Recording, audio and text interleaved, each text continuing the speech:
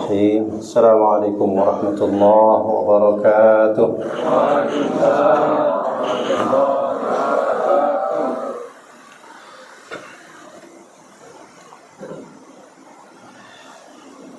إن الحمد لله نحمده ونستعينه ونستغفره ونعوذ بالله من شرور أنفسنا وسيئات أعمالنا من يهده الله فلا مضل له ومن يضلل فلا هادي له أشهد أن لا إله إلا الله وحده لا شريك له وأشهد أن محمدا عبده ورسوله الذي قد بلغ الرسالة وأدى الأمانة ونصح الأمة وجاهد في سبيله حق جهاده اللهم فصل وسلم على هذا النبي الكريم نبينا محمد وعلى آله وصحبه وسلم تسليما كثيرا أصبحنا وأصبح الملك لله والحمد لله لا شريك له لا إله إلا هو وإليه النشور أصبحنا على فطرة الإسلام وكلمة الإخلاص وعلى دين نبينا محمد صلى الله عليه وسلم وعلى ملة أبينا إبراهيم حنيفا وما كان من المشركين أما بعد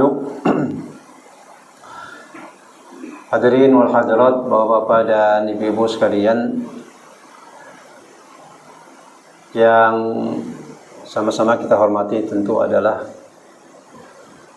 Ketua DKM dan jajarannya yang telah mengizinkan kita pada pagi hari ini untuk kita sholat berjamaah di masjid yang mulia ini, dan sekaligus kita silaturahim ya dalam rangka untuk tawasau bil haq, tawasau bis sabr. Alhamdulillah, jazakumullah khair. Dan tentu yang sama-sama saya hormati juga adalah para orang tua, para sesepuh, para hujjaj, Bapak Ibu semuanya yang tidak bisa disebutkan nama satu persatu. Mudah-mudahan kita semua dalam keadaan sehat walafiat dan mendapat keberkahan dari Allah Subhanahu wa taala insyaallah. Alhamdulillah, segala puji bagi Allah, pagi hari ini atas izinnya kita bisa melaksanakan ibadah kita, silaturahim kita, yang mudah-mudahan ini menjadi bagian dari aktivitas kita di dalam kita terus melaksanakan kegiatan-kegiatan atau amal soleh kita yang Allah menjadikan kita ini sebagai orang-orang yang mudah-mudahan istiqamah ya dalam terus kita melaksanakan ibadah-ibadah kita pada Allah Subhanahu wa taala. Salawat dan salam tidak lupa kita sampaikan, sanjungkan kepada pemimpin besar kita, qudwah hasanah kita, Nabi Muhammad Rasulullah sallallahu alaihi wasallam, pada keluarga beliau, sahabat-sahabat beliau, dan mudah-mudahan kita bagian daripada orang-orang yang terus meningkatkan kualitas ibadahnya dan terus melaksanakan, menyebarkan nilai-nilai kebaikan di dunia yang kita berada sekarang ini insyaallah. Bapak Ibu sekalian, ini sampai jam berapa?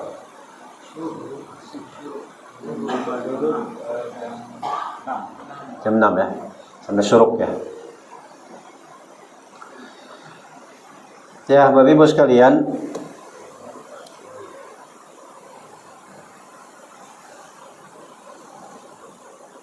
Allah Subhanahu wa taala di dalam surah Al-Qasas berfirman, a'udzubillahi minasyaitonir rajim.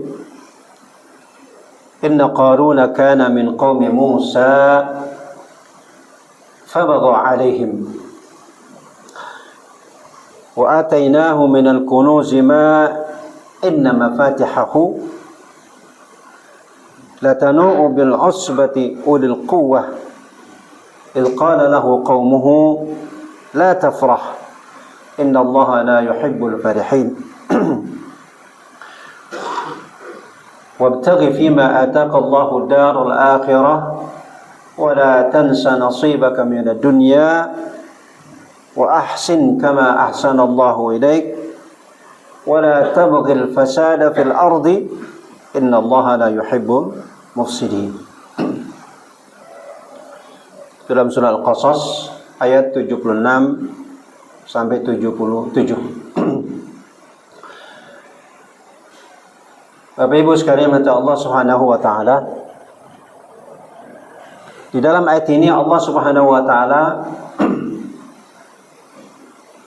memberikan gambaran dan sekaligus pembelajaran kepada kita terkait dengan apa yang dilakukan oleh orang-orang yang terdahulu sebelum kita. Tentu pembelajaran yang berkaitan dengan perilaku mereka di dalam memanfaatkan dunia dan segala isinya yang telah diberikan oleh Allah kepada mereka. Dalam hal ini adalah Qarun. Ya, jadi kalau kita disebut dengan Qarun, tentu akan tergambar dengan bahasa kita, ialah harta karun, kan Pak Ibu ya.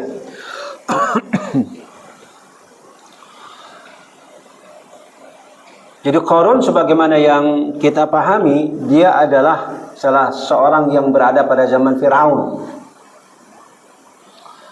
di mana Allah Subhanahu wa taala telah memberikan ya kesempatan kepada dia, tentu umur, sehingga dia bisa hidup di dunia ini, dan juga Allah Subhanahu wa taala berikan kepada dia amanah dengan harta yang berlimpah.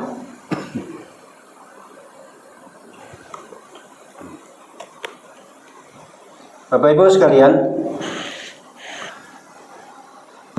pembelajaran yang Allah ingin berikan kepada kita terhadap sosok yang satu ini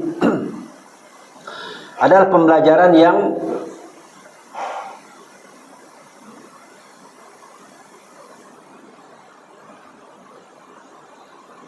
sesuatu yang sesungguhnya memang tidak baik gitu.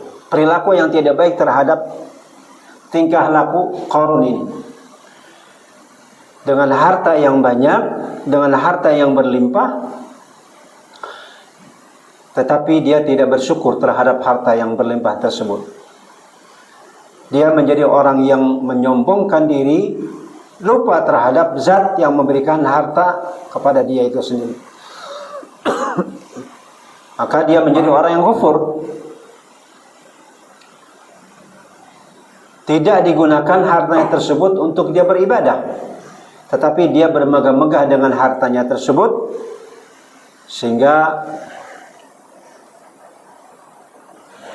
dia melaksanakan atau memberikan apa yang Allah berikan kepada dia itu bukan dalam rangka untuk dia beribadah, tapi dalam rangka untuk mengikuti hawa nafsunya.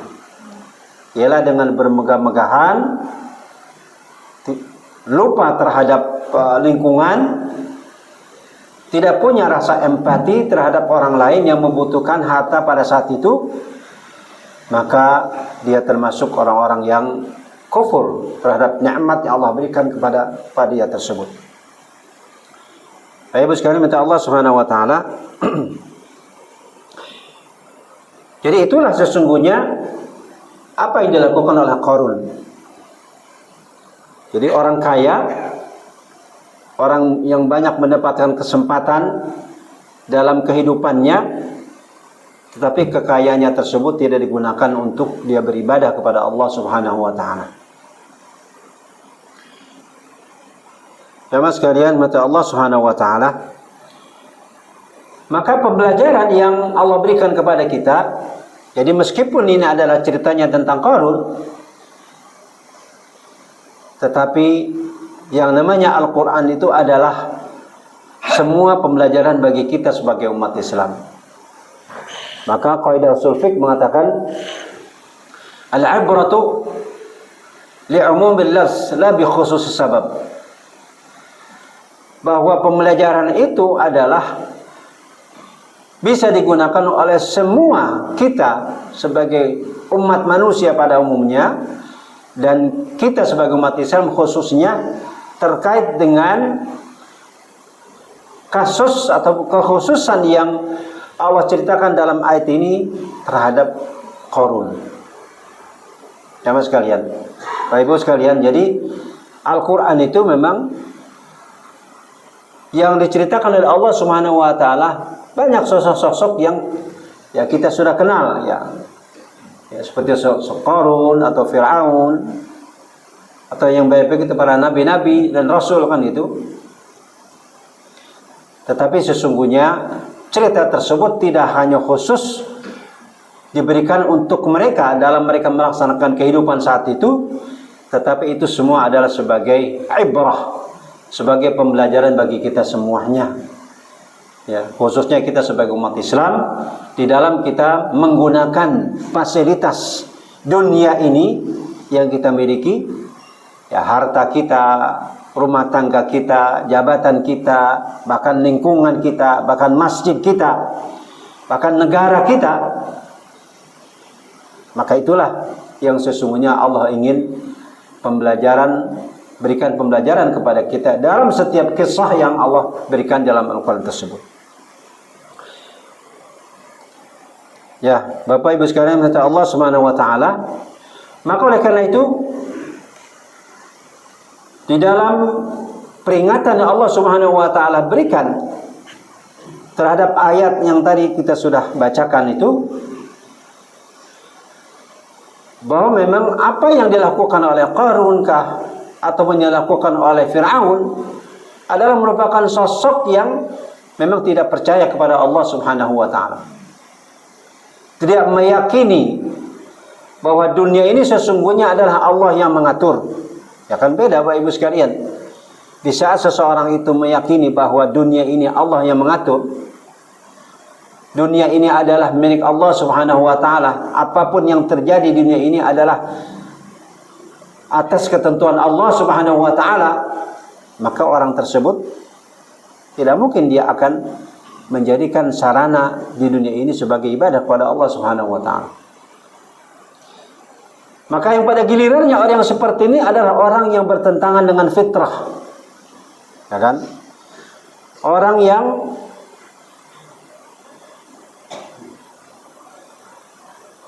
menyalahi aturan fitrah yang Allah sudah berikan kepada dia. Ibu sekalian, kan kata Rasulullah dalam hadis apa? Kullu mauludin yuladu ala fitrah.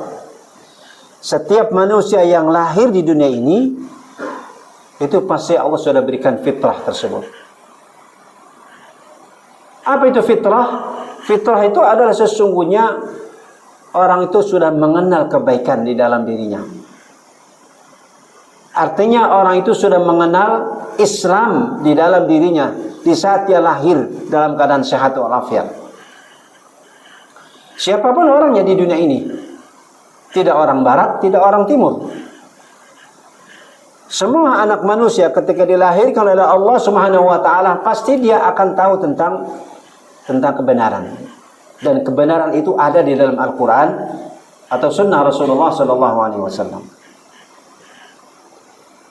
Maka dalam proses kenapa orang itu sampai tidak sadar bahwa dalam dirinya itu ada fitrah, sehingga pada kemudian perilakunya, tingkah lakunya itu berbeda dengan fitrah tersebut, maka kata Rasulullah, fa'abawahu,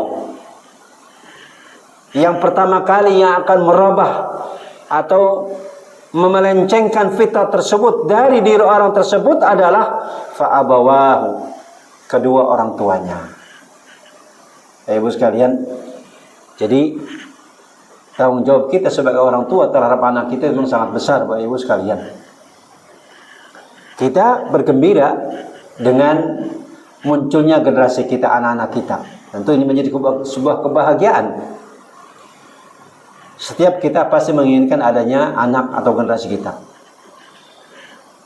Tetapi di saat Allah Subhanahu wa taala berikan amanah tersebut atau generasi tersebut, maka di tangan kita ada sebuah tanggung jawab yang besar untuk mengarahkan anak-anak kita menjadi anak yang sesuai dengan fitrah. Maka Rasulullah dalam hadis tersebut fa'abawahu imma yuhawwidanihi aw yunassiranihi aw yumajjisanihi. Sebab orang tuanya lah, kata Rasulullah SAW, yang menyebabkan dia tergelincir dari fitrah tersebut. Bisa menjadi orang Yahudi, bisa menjadi orang yang Nasrani, bisa menjadi orang Majusi, atau bisa yang lain-lainnya tidak sesuai dengan fitrah. Ibu sekalian, Allah SWT. Jadi dalam perjalanan kehidupan manusia, melencengnya dari fitrah tersebut adalah karena lingkungan yang terdekat. Terutama adalah kita sebagai orang tuanya. Maka disinilah Bapak Ibu sekalian, kita diingatkan oleh Rasulullah SAW betapa besarnya tanggung jawab kita di hadapan Allah Subhanahu Wa Taala terhadap nikmat yang Allah berikan kepada kita, khususnya adalah generasi itu, anak-anak kita. Maka kita bersyukurlah di saat kita sebagai orang tua selalu mengusahakan mengarahkan terhadap anak-anak kita menjadi orang-orang yang kenal dengan lingkungan, paham terhadap kehidupan yang sebaik-baiknya, kenal terhadap Allah dan Rasulnya, sehingga kita arahkan mereka untuk mendapat pendidikan yang sesuai dengan fitrah, ialah Islam itu sendiri. Nah, Bapak Ibu sekalian mata Allah Subhanahu Wa Taala, maka kalau ya kita lihat dari ayat ini yang merupakan janji Allah Subhanahu Wa Taala, wabtaghi fima ataka Allahu darul akhirah wala tansa nasibaka minad dunya wa ahsin kama ahsanallahu ilaik. Jadi sini ada 5 janji Allah Subhanahu Wa Taala terhadap siapapun orangnya yang yakin akan terhadap kekuasaan Allah Subhanahu Wa Taala, beriman kepada Allah dan Rasulnya, maka di saat dia ingin melaksanakan dari 5 janji Allah ini, dia akan menjadikan dunia ini sebagai sarana dalam kehidupan kebahagiaan akhirat kelak. Bapak Ibu sekalian, minta Allah Subhanahu Wa Taala. Jadi ayat tersebut menjadi sebuah teguran dari Allah Subhanahu Wa Taala, tidak hanya terhadap Fir'aun, ya kan?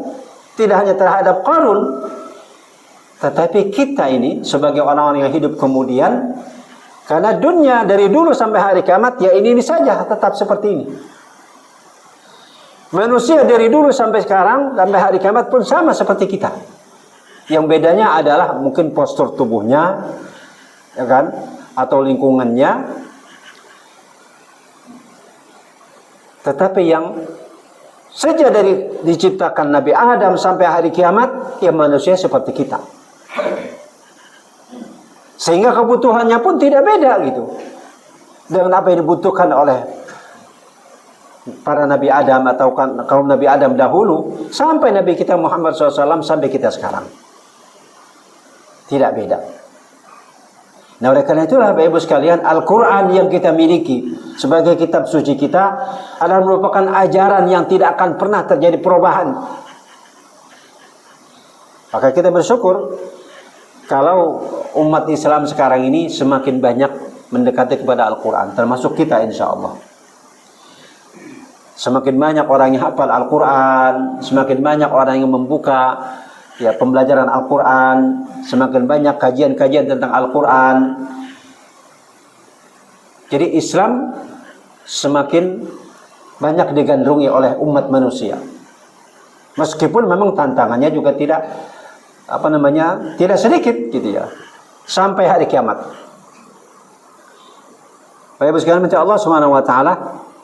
Jadi pesan ini berlaku tetap abadi sampai hari kiamat bagi siapapun yang menerima limpahan anugerah ini sendiri. Ya tentu kita Bapak Ibu sekalian, ya umat Islam yang ingin senantiasa menjadikan dunia ini sebagai sarana untuk mazra'atul akhirah gitu ya. Sebagai tempat untuk kita mendapatkan kebahagiaan nanti di akhirat. Tentu kita tidak boleh stagnan. Kita tidak boleh tetap dengan kondisi kita. Kita ingin lebih baik gitu ya.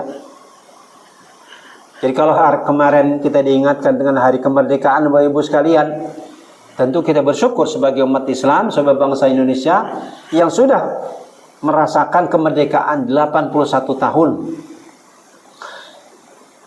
Tetapi pertanyaannya adalah, apakah memang kemerdekaan yang sudah kita dapatkan selama 81 tahun tersebut sesuai dengan apa yang diwariskan oleh para ulama kita dahulu sebagai pejuang? Jawabannya adalah tidak, ya kan? Kita bisa bayangkan para pejuang kita, ulama kita dahulu dalam mereka berjuang, mengorbankan apapun yang mereka miliki, harta mereka, kehidupan mereka, bahkan jiwa mereka. Tetapi juga di samping mereka mengusir para penjajah, mereka tidak lupa untuk mendirikan lembaga-lembaga pendidikan. Kan itu? Apa yang dilakukan oleh Syekh Hasyim Asy'ari, apa yang dilakukan oleh Muhammadiyah itu Ahmad Dahlan gitu ya, atau bahkan apa yang dilakukan oleh Kyai Haji Nur Ali di Bekasi ini, Bapak Ibu sekalian. Jadi mereka tidak lupa terhadap dunia pendidikan. Untuk apa? Untuk kita sebagai generasinya, agar dalam kita memanfaatkan kemerdekaan ini sesuai dengan fitrah gitu ya, sesuai dengan aturan Allah Subhanahu wa taala. Jadi mereka tidak lupa membuat lembaga pendidikan. Bapak Ibu sekalian, maka di sinilah yang harus kita kritisi terkait dengan kemerdekaan kita. Ya kan, kita belum merdeka dalam kehidupan ekonomi. Yang orang bilang negara kita negara kaya, tapi yang kaya hanya segelintir orang saja, kan gitu. Kita belum merdeka dalam kita mengelola kehidupan kita berpolitik, kehidupan sosial, Bapak Ibu sekalian. Jadi inilah Allah Subhanahu wa taala masih memberikan kesempatan kepada kita 81 tahun kemerdekaan ini yang semestinya harus kita rubah kemudian ya di saat Allah masih memberikan umur kita yang panjang ini, Bapak Ibu sekalian. Ya kan, dengan kita terus mendekatkan diri kepada Allah gitu ya. Kita terus mengenalkan tentang Al-Quran kepada anak-anak kita. Nah itulah tugas kita kemudian. Terlebih kepada orang-orang yang memiliki jabatan. Apakah dia sebagai presiden dan sebagainya, kan itu. Maka di tangan mereka lah sesungguhnya tanggung jawab yang besar untuk mengelola negara ini, agar dapat memberikan rasa adil terhadap masyarakatnya. Nah Ibu sekalian, mata Allah Subhanahu wa taala. Jadi ini yang harus kita lakukan sesuai dengan ayat yang Allah ingin sampaikan kepada kita sekarang ini. Tujuannya adalah agar kita menjadi orang yang tidak terjebak dengan perbuatan maksiat yang dahulu pernah dilakukan oleh Firaun, yang dahulu pernah dilakukan oleh Qarun, yang dahulu pernah dilakukan oleh kaum 'Ad, kaum Samud, kaum Nabi Nuh, kaum Nabi Lut. Jadi banyak pembelajaran yang negatif yang Allah Subhanahu wa taala ceritakan kepada kita, dan itu ada sebagai nasihat kepada kita agar kita tidak terjebak sebagaimana yang dahulu mereka telah lakukan. Nauzubillah min dzalik. Terus sekalian. Nah, oleh karena itulah inilah ayat yang kita ingin sampaikan. Wabtaghi fima ataqallahu daral akhirah. Ini yang pertama nanti kita. Terus sekalian. Jadi yang pertama adalah bagaimana kita menjadikan ayat tersebut. Yang pertama adalah wabtaghi fima ataqallahu daral akhirah. Jadikanlah apa yang Allah sudah berikan kepada kita ini untuk hari akhirat. Bapak Ibu sekalian, jadi memang program hidup kita ini program jangka panjang ya. Tidak hanya dunia, yang bisa jadi umur manusia hanya ya paling 70 tahun, paling banyak ya 80 tahun. Itu. Jadi dunia yang Allah sudah titipkan kepada kita Ibu sekalian, apakah umur kita, apakah jabatan kita, apakah keturunan kita, apakah negara kita yang kita cintai ini, itu harus kita jadikan sebagai sarana dalam kehidupan akhirat. Nah, inilah yang kita merasa bahwa kemerdekaan kita 81 tahun di negara kita ini masih belum maksimal. Ya, masih belum maksimal. Baik sekalian, minta Allah Subhanahu wa taala. Maka kita bisa melihat bahwa seluruh anugerah dan nikmat yang Allah sudah berikan kepada kita ini, kita harus jadikan sebagai sebuah proses sarana. Untuk apa? Dipakai secara sadar sebagai bekal ibadah kita kepada Allah Subhanahu wa taala. Ibu sekalian, ya mudah saja kan, umpamanya harta yang Allah berikan dengan cara halal kita gunakan untuk kita beribadah, kita gunakan untuk sholat, kita gunakan untuk pergi haji, kita gunakan untuk umrah, kita gunakan untuk infak sedekah. Itu caranya. Ya tidak sebagaimana dilakukan oleh Fir'aun ataupun Qarun tadi. Untuk kenapa kita lakukan seperti itu? Karena kita ingin apa yang kita lakukan itu adalah pahala dari Allah. Ya. Kan setiap amal kebaikan yang kita lakukan itu pasti Allah akan berikan pahala, pasti Allah akan berikan ridhonya kepada kita yang melakukan kebaikan tersebut. Baik sekalian, jadi ridha Allah lah yang kita ingin dapatkan di saat kita menggunakan seluruh fasilitas yang Allah berikan kepada kita, umur kita, rumah kita, keluarga kita, anak kita, harta kita, jabatan kita. Itu harus kita gunakan untuk kita beribadah kepada Allah Subhanahu wa taala. Ayo sekalian. Jadi kalau kita baca sekarang terkait dengan semakin responnya dunia atau umat manusia terhadap Islam, ya itulah karena mereka terus mencari fitrah. Di saat sesuatu yang tidak tidak sesuai dengan fitrah, itu pasti mereka akan tidak nyaman dalam kehidupan. Maka kita lihat bagaimana pergerakan masuk Islamnya di negara-negara barat atau negara-negara di Asia, apakah ya Korea, apakah di Jepang, apakah di barat, itu sekarang sudah luar biasa itu sekalian. Apakah tidak ada tantangan dalam kehidupan umat Islam dunia ini? Tentu banyak tantangannya. Dan ternyata Islam semakin diberikan tantangan, itu semakin memberikan pertanyaan kepada manusia. Apakah Islam memang seperti itu? Apakah Islam memang dianggapnya orang yang tidak berpendidikan, orang yang kasar-kasar, orang yang dia dikatakan sebagai para teroris, katakan itu. Ternyata ini menjadi sebuah pertanyaan yang menyebabkan umat manusia semakin cenderung kepada fitrah itu sendiri, pada Islam. Baik sekalian, inilah yang faktanya terjadi. Maka kita semakin yakin ketika Allah mengatakan wa makaru wa makarallah wallahu khairul makirin. Jadi Islam semakin ditekan, itu Allah SWT akan semakin memberikan jawaban terhadap kebenaran yang ada dalam fitrah manusia, dalam diri manusia.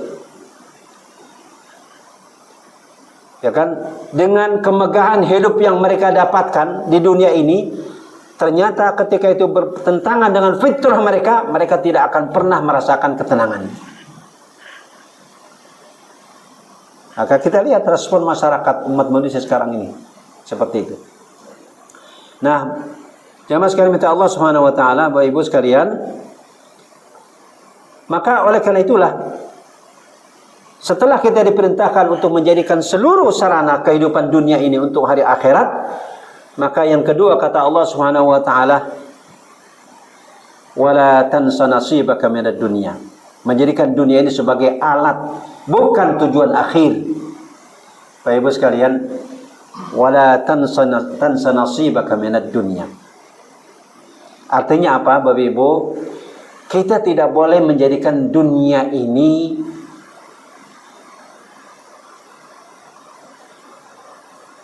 hanya kehidupan yang biasa-biasa saja. Ya. Kita tidak boleh serahkan dunia ini, kehidupan dunia ini kepada orang lain. Itu maksudnya. Kita harus rebut dunia ini untuk kita beribadah kepada Allah. Ya sekalian, jadi kalau kita sudah bicara masalah dunia kan, ya harta, tadi, ya jabatan, ya negara. Sebab di saat dunia tersebut kita yang memiliki sebagai orang-orang yang jujur, sebagai orang-orang yang fitrah, sesuai dengan fitrah, maka kesempatan itulah yang Allah berikan untuk kita Jadikan dunia itu sebagai untuk kita beribadah. Makanya Bapak Ibu sekalian, Rasulullah SAW sejak dalam kehidupan di kota Makkah itu selama 13 tahun, itu beliau berusaha agar bagaimana dunia itu bisa dimanfaatkan untuk benar-benar beribadah kepada Allah Subhanahu wa taala. Maka beliau rela meninggalkan kota Makkah yang sejak awal beliau dilahirkan di kota Makkah dan hidup selama 13 tahun dalam dakwanya beliau dengan para sahabatnya, karena perkembangannya tidak sesuai dengan keinginan Rasulullah SAW dan para sahabatnya, maka beliau rela meninggalkan kota Mekah ke Madinah. Dan ternyata hijrah yang beliau lakukan tentu sesuai dengan perintah Allah Subhanahu wa taala, maka di sanalah beliau bisa menjadikan sarana kehidupan dunia ini untuk beribadah kepada Allah Subhanahu wa taala. Bapak Ibu sekalian, inilah yang Rasul ajarkan kepada kita. Tidak lupanya beliau terhadap dunia untuk kehidupan akhirat, maka beliau hijrah ya dari Mekah ke Madinah. Bapak Ibu sekalian,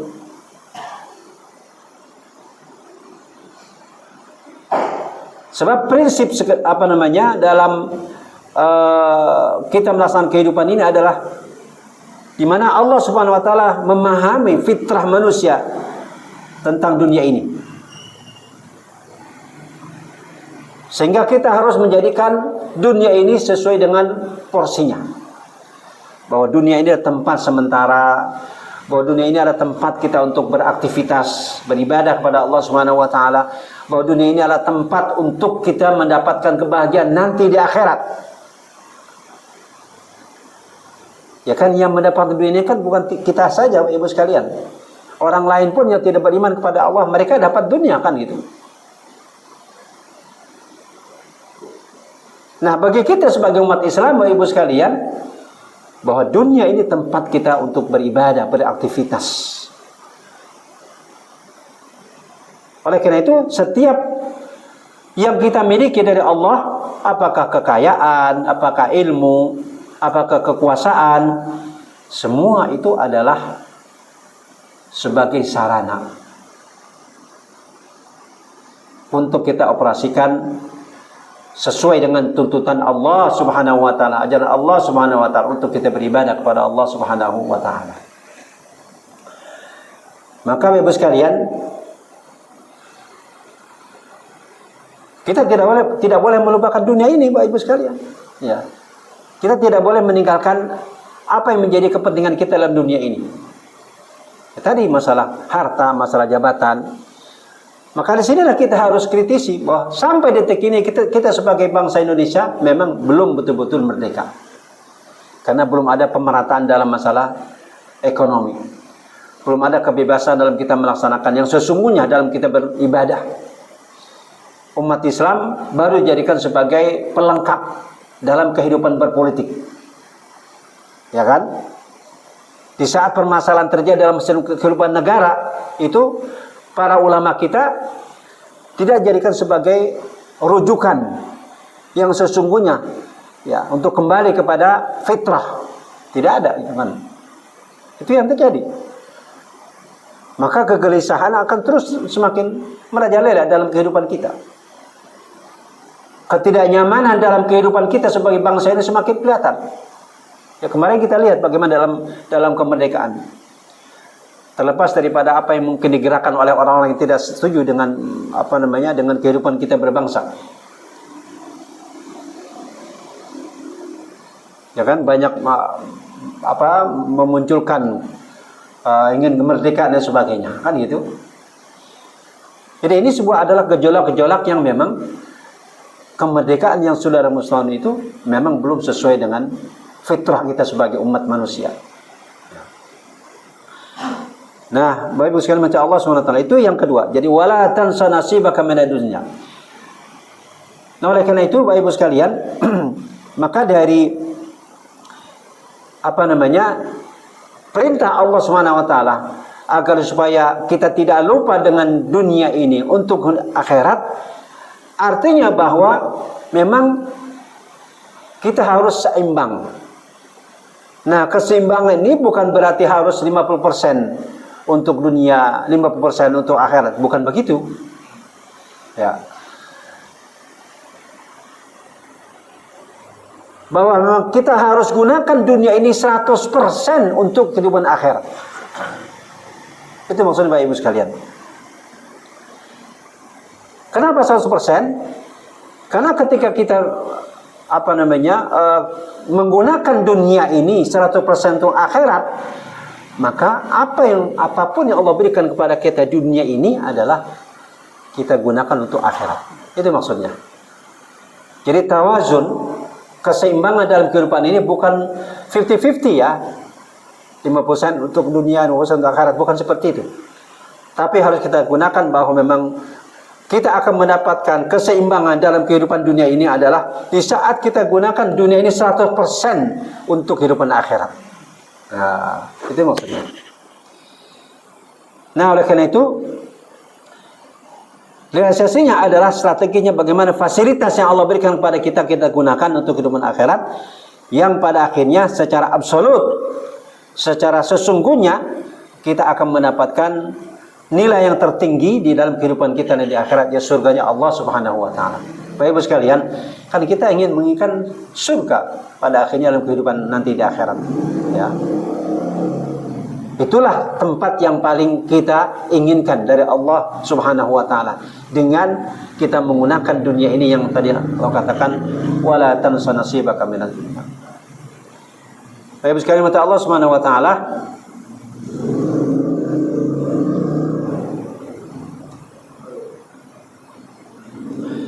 nah, yang ketiga Bapak Ibu sekalian adalah kata Allah wa ahsin kama ahsanallahu ilaik.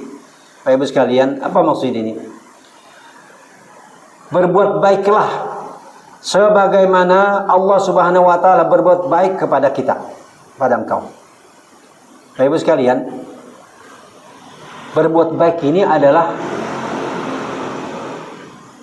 seluruh kebaikan-kebaikan yang kita gunakan di dunia ini, kita laksanakan di dunia ini, apakah dari ibadah mahdhah kita, apakah dari ibadah sosial kita, itu semua adalah kebaikan. Jadi ketakwaan yang kita miliki, keimanan yang kita miliki, itu kita gunakan seutuhnya untuk kita berbuat baik dalam kita mengelola dunia ini. Itu maksud dengan wa ahsin kama ahsanallahu ilaik. Bapak Ibu sekalian, ya, katakan umpama contoh dalam kita melaksanakan kehidupan rumah tangga. Kita jadikan rumah tangga kita sebagai yang Rasulullah katakan rumah tangga yang sakinah, mawaddah, warahmah, kan itu. Semua unsur yang ada dalam rumah tangga itu menjadi berbahagia.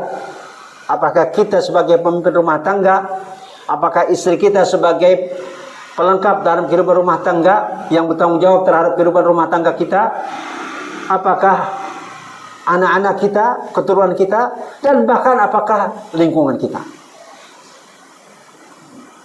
Di situ kita dituntut untuk melakukan kebaikan-kebaikan, memberikan kebaikan kepada lingkungan kita. Wa ahsin kama ahsanallahu ilaik. Jadi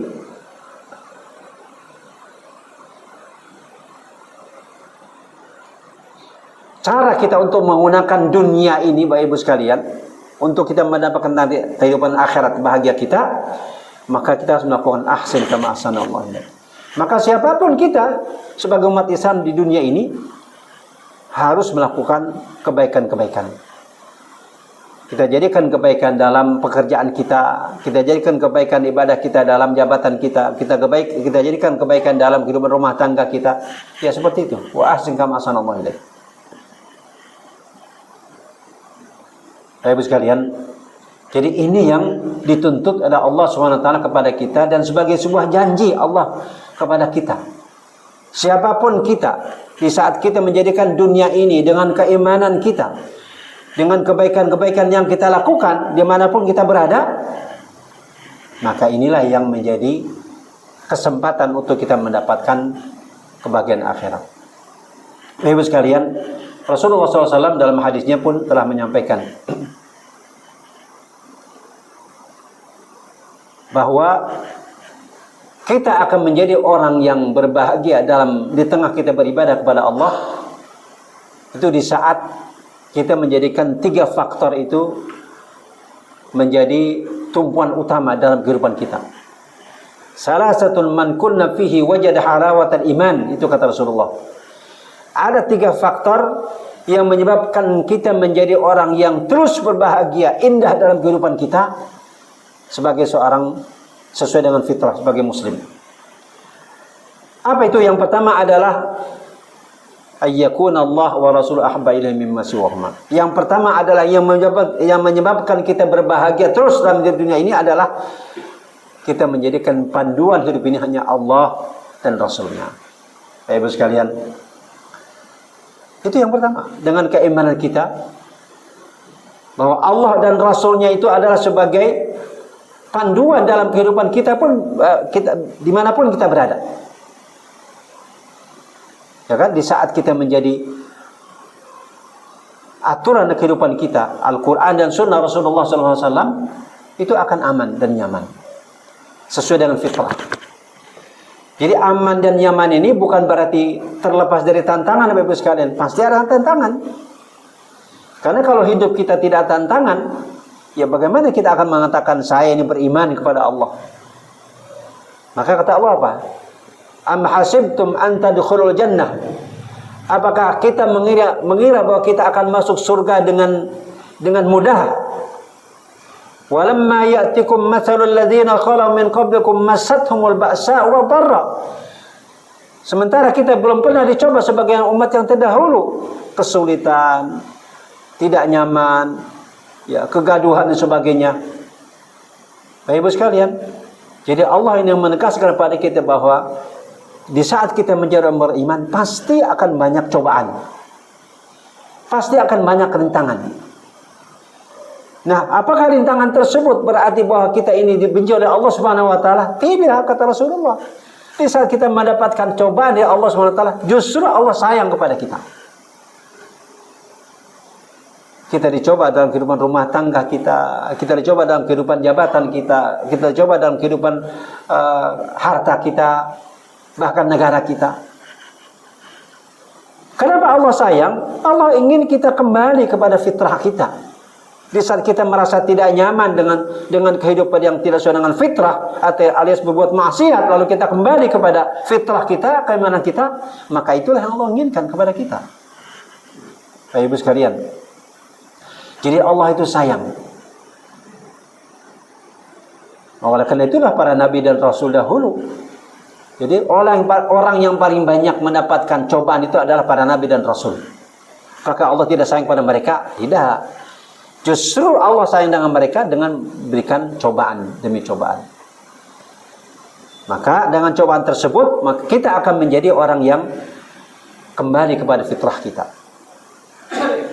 Jadi wa ahsin kama ahsanallahu ilaik, Bapak Ibu sekalian. Nah, oleh karena itulah dalam kehidupan kita cobaan demi cobaan tentu kita akan hadapi. Ada di antara orang yang memang tidak sabar, tidak sadar bahwa cobaan itu sebagai bentuk kasih Allah Subhanahu wa taala, tapi ternyata itu digunakan ya untuk mengikuti hawa nafsunya. Maka dalam kehidupan kita sebagai manusia, Bapak Ibu sekalian, secara umumnya, jadi ada yang disebut dengan defisit kebajikan, ada yang disebut dengan surplus kebajikan. Nauzubillah kalau melihat defisit kebajikan. Jadi kalau seandainya dalam kehidupan kita tidak menggunakan tadi wa ahsin kama ahsanallahu ilaik, maka yang terjadi dalam kehidupan kita pribadi kita, bahkan negara kita itu menjadi sebuah defisit kebajikan. Kita menjadi orang yang pasif atau negara yang pasif gitu ya, hanya mengkonsumsi kebaikan dan bantuan pihak orang lain, ya kan? Itu yang terjadi kan dalam kehidupan umat Islam pada umumnya seperti itu. Tetapi kalau seandainya memang kita benar-benar menggunakan tadi ayat Allah wa ahsin kama ahsanallahu ilaik, maka kita akan menjadi umat yang produktif, melahirkan solusi dan kebaikan baru. segala macam inovasi yang Allah berikan dalam kehidupan kita. Ya kan?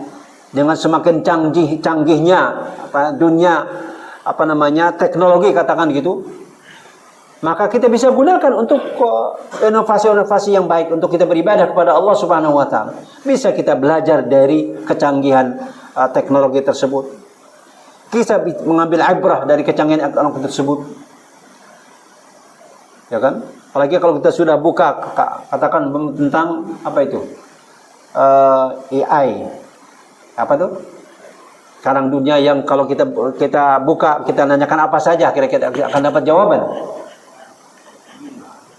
AI gitu ya. Artificial intelligence itu ya, oh ya. Ya. Jadi kalau kita buka itu jawaban yang kita inginkan ada. Ya. Tapi memang kadang-kadang ada juga yang tidak bisa dijawab oleh dia. Ada juga yang tidak bisa dijawab oleh dia. Tetapi apakah kita harus bergantung dengan itu saja, Bapak Ibu sekalian? Maka para pakar pendidikan mengatakan tidak mungkin kita akan bergantung dengan teknologi seperti itu saja. Karena yang paling baik itu adalah bagaimana komunikasi kita dengan yang lain. Kalau hanya semata-mata kita bergantung dengan AI seperti itu, ya kan? Kita tidak kenal dengan lingkungan, kita tidak kenal